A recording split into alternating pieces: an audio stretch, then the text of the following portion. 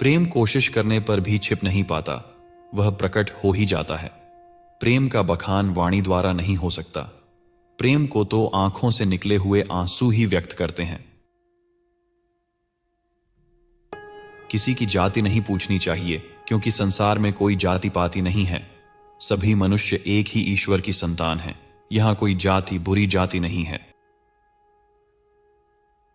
जीव को मारकर भला खुदा की प्राप्ति कैसे हो सकती है, यह बात कोई भी पीर, पैगंबर या औलिया किसी को क्यों नहीं समझाता।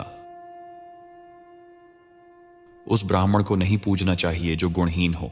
गुणहीन ब्राह्मण की अपेक्षा गुणवान चांडाल के चरण पूजना श्रेयस्कर है। कोई भी व्यक्ति किसी जाति में जन्म के कारण नीचा या छोटा नहीं होता है। किसी व्यक्ति को निम्न उसके कर्म बनाते हैं, इसलिए हमें हमेशा अपने कर्मों पर ध्यान देना चाहिए। जिस व्यक्ति का मन पवित्र और शुद्ध होता है, उसके द्वारा किया हर कार्य मां गंगा की तरह पवित्र होता है। जिस तरह केले के तने को छिलते रहने से उसके नीचे से पत्ते ही पत्ते निकलते रहते हैं और अंत में पूरा पेड़ ही खत्म हो जाता है, कुछ इसी तरह लोगों को भी जातियों में बांट दिया गया है। अंत में लोग मर जाते हैं, खत्म हो जाते हैं, लेकिन उनकी जातियां खत्म नहीं होती। लोग बहुमूल्य ईश्वर को छोड़कर हीरे जैसी बाकी भौतिक वस्तुओं की आशा रखते हैं, लेकिन बाद में उन्हें कुछ नहीं मिलता, बल्कि वो नरक में जाते हैं। इसका मतलब है कि भक्ति को छोड़ ढकर जाने वाले मनुष्य का कहीं कोई ठिकाना नहीं होता। जिस तरह सोना जब कंगन बन जाता है तो दोनों में अंतर नहीं रहता, उसी तरह हिंदू और मुस्लिम में भी कोई अंतर नहीं है। मनुष्य को हमेशा अपने कर्मों पर भरोसा रखना चाहिए।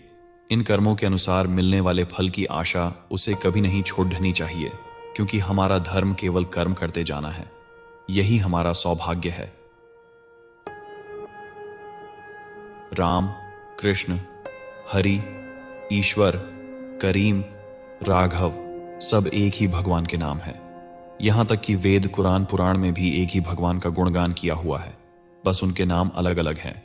सभी सदाचार का संदेश देते हैं। हाथी अपने विशालकाय होने का कितना ही अभिमान कर ले, लेकिन वो चीनी के छोटे दानों को उठा नहीं सकता, जबकि छोटी सी चींटी उन चीनी के दानों को आसानी से उठा लेती है।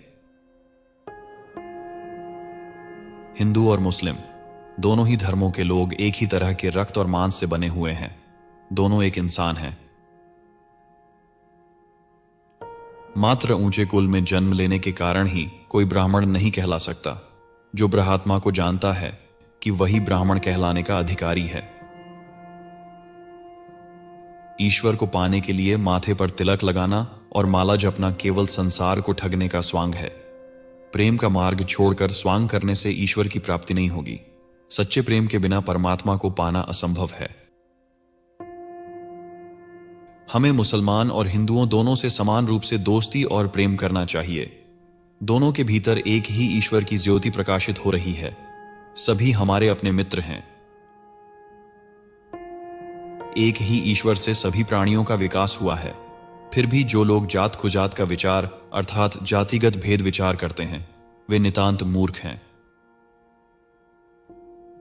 मेरे आराध्य राम दशरथ के पुत्र राम नहीं हैं। जो राम पूरे विश्व में प्रत्येक घर घर में समाया हुआ है, वही मेरे भीतर रमा हुआ है। अज्ञानवश सभी लोग जाति पाति के चक्कर में उलझ कर रह गए हैं।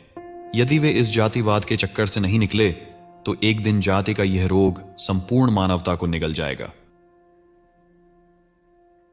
मुल्ला चाहे लगातार 1000 वर्षों तक अजान देता रहे, किंतु जब तक उसके भीतर शैतान रहेगा, तब तक खोजने पर भी उसे खुदा न मिल सकेगा।